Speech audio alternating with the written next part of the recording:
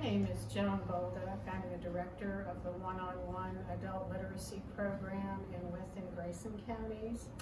And I would like to tell you a little bit about a project that we were scheduled to do back in April, but then the virus came, so we didn't do it. But we were scheduled to present a workshop called What to Do When Your Child Gets Sick and What to Do When Your Child Has Asthma back in April at the Grayson County Public Library and also at the Galax Public Library. This is a grant project through the Twin County Community Foundation, which serves the counties of Grayson and Carroll County and also the city of Galax. So this workshop was, like I said, originally scheduled for the Storytime families that attend the Grayson County Library and the Galax City Library. So we have books that we will give you more information later about how to come by the libraries and pick up your books. But keep in mind, please, that this is for citizens of Grayson County and Galax because we have a limited number of books.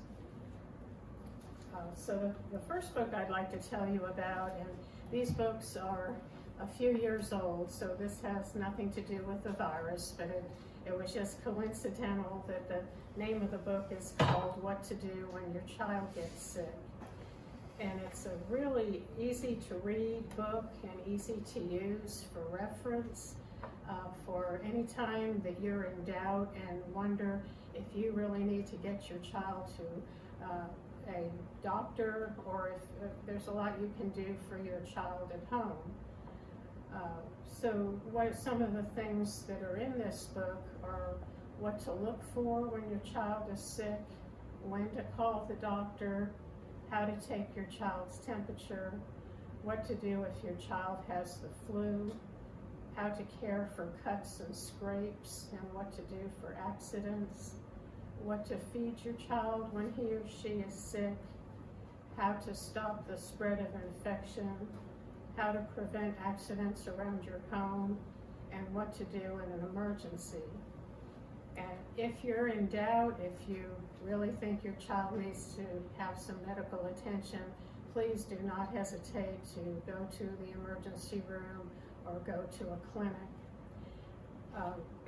But I just want to go through some of the things in this book. There's places where you can write down phone numbers of your doctor, your pharmacist, your mom's work phone, dad's work phone, and then it gets into what to do when to call a doctor or clinic. What do you need to do? So there's a lot of hints here about what to do if you need to call a clinic right away. One sign is your child has trouble breathing, bleeding that will not stop, injury that you think can lead to your child's death, blood in your child's urine or bowel movement, coughing or throwing up blood. If your child has not had bowel movement or has not been able to go to the bathroom in 6 hours or more. A soft spot on your baby's head is bulging or sunken, pain in the ear or liquid pus or blood running out of the ear. Your child has a hard time swallowing or won't eat. Your child has a fever and a stiff neck. A fever of over 100 degrees for a baby and a fever of over 101 for a child between 2 and 6 months old, and a fever of 103 degrees or more if your child is over 6 months old. So this is just a short list of things to look out for. And then there's a picture of a baby here and an older child, and it has reference numbers for the pages that you can find for various body parts, where to look them up.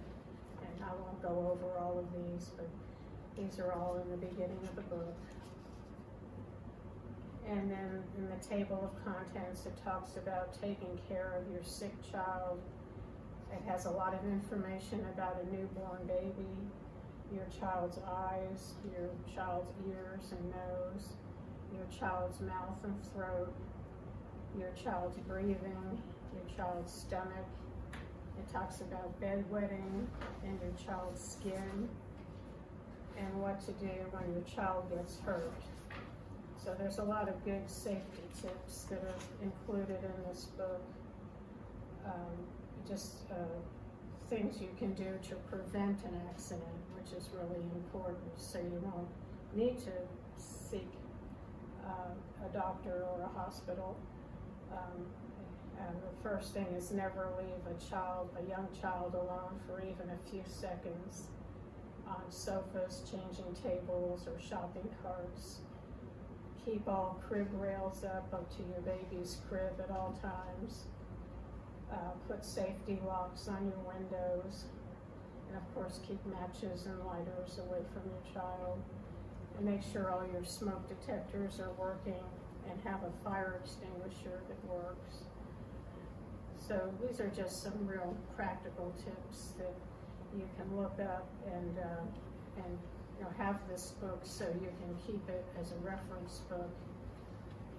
But like I said, it's really easy to read, and that's part of the reason why we ordered this book, because we are an adult literacy program, and we know that there are people who can read, but maybe can't read anything on a higher level.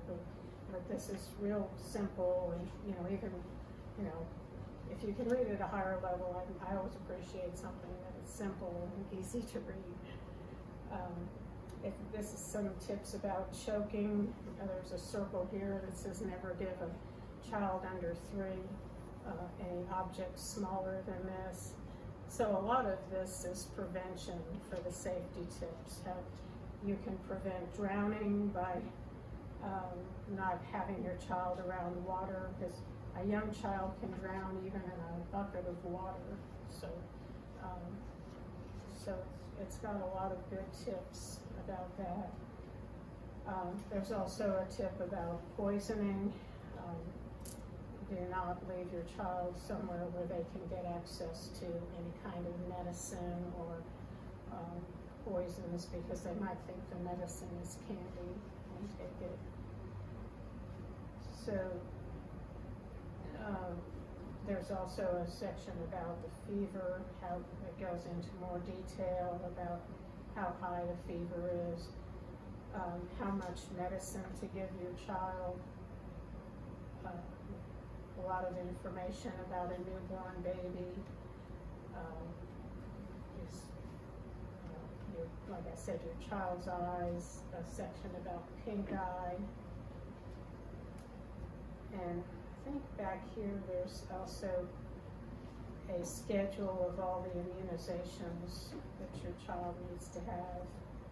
But it goes through just all the common ailments like sore throat, pink eye, choking, teething for babies, and it's just a really good reference book to have. And I used to tell people to keep it by their telephone, because I did this workshop a few years ago. But now your telephone could be anywhere, but keep it in a handy place. And we have limited copies of these books, so if you attend story time and you watch this YouTube video, you are welcome to come by the library and pick up the book. I think on the library website there will be more information about picking up the book. But this is for Grayson County Library and Gay Lake City Library children who attend the story time. Or if you watch the YouTube video, and if we still have books, you're welcome to come by and get a book. And the other book we only have a limited amount of these. I could order more though if there's a bigger demand for them. Those of you who might have a child who has an issue with asthma, this is published by the same company. It's called What to Do When Your Child Has Asthma. Again, it's easy to read and easy to use. It has the same format with the phone numbers in the beginning of the book.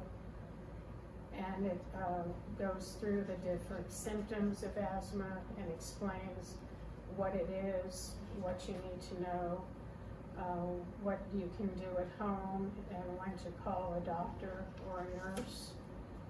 And some of the things it says about when to get help right away.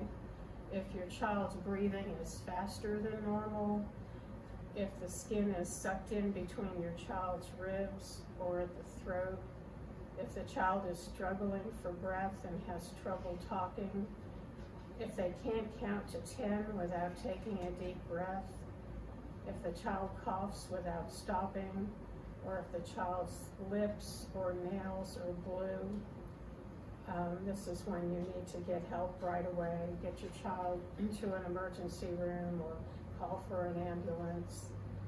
And again, it has the same table of contents, and it tells you what you need to do, what you can do at home.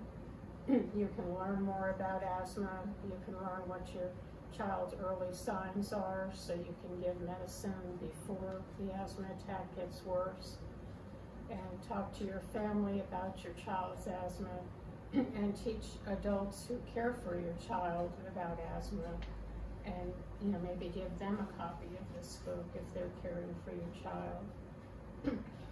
So again, it has a lot of information, and it's good to put together a plan if your child has an asthma attack, to make sure you know what to do and your caregiver knows what to do. Like I said, you can come by the library and access these books, and I just wanted to mention again that this project was through the Twin County Community Foundation, who provided the funding for these workshops and these books, and they're being also presented at Head Start centers. So I thank you for your time and appreciate you all watching this video, and we will see you at the library. Thank you.